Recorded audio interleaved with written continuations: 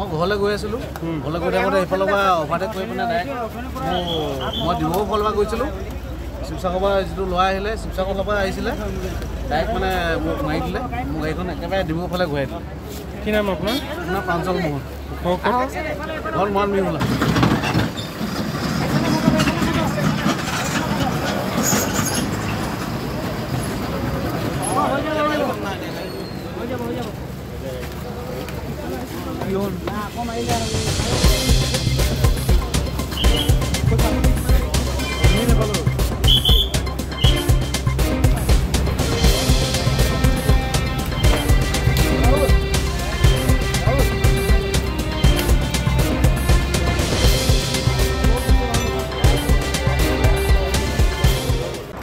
খন্তেক সময়ৰ আগতে এই মৰাণৰ মাইজমজিয়াত যিটো আমাৰ ৰাজ্যিক চিকিৎসালয় আছে তাৰ সন্মুখতে এটা বৃহত্তৰ দুৰ্ঘটনা হৈছে।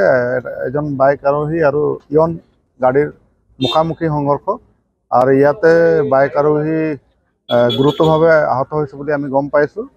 যিহেতু শিৱসাগৰ দিশৰ পৰা আহি আছিলে আৰু গাড়ীখন ডিব্ৰুগড় দিশৰ পৰা আহি আছিল।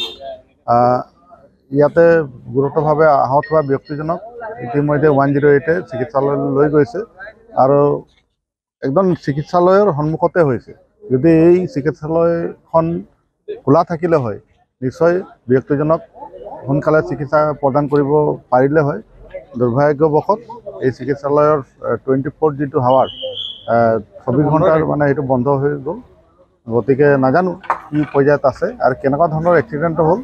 এই সময়ত ময়ো আহি উপস্থিত হৈছিলোঁ, গতিকে এইখিনি জানো। মই ঘৰলৈ গৈ আছিলোঁ ঘৰলৈ গৈ থাকোঁতে এইফালৰ পৰা অভাৰটেক কৰি পিনে ডাইৰেক্ট মই ডিব্ৰুগড় ফালৰ পৰা গৈছিলোঁ শিৱসাগৰৰ পৰা যিটো ল'ৰা আহিলে শিৱসাগৰৰ পৰা আহিছিলে ডাইৰেক্ট মানে মোক মাৰি দিলে মোৰ গাড়ীখন একেবাৰে ডিব্ৰুগড় ফালে ঘূৰাই দিলে।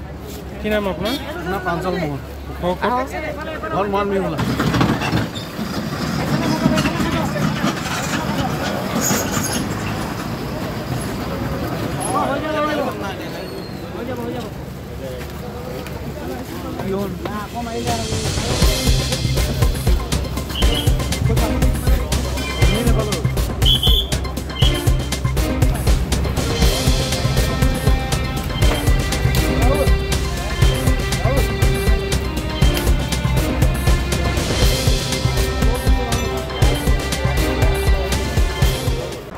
খন্তেক সময়ৰ আগতে এই মৰাণৰ মাইজমজিয়াত যিটো আমাৰ ৰাজ্যিক চিকিৎসালয় আছে তাৰ সন্মুখতে এটা বৃহত্তৰ দুৰ্ঘটনা হৈছে। এজন বাইক আৰোহী আৰু ইয়ন গাড়ীৰ মুখামুখি সংঘৰ্ষ আৰু ইয়াতে বাইক আৰোহী গুৰুতৰভাৱে আহত হৈছে বুলি আমি গম পাইছোঁ। যিহেতু শিৱসাগৰ দিশৰ পৰা আহি আছিলে আৰু গাড়ীখন ডিব্ৰুগড় দিশৰ পৰা আহি আছিল।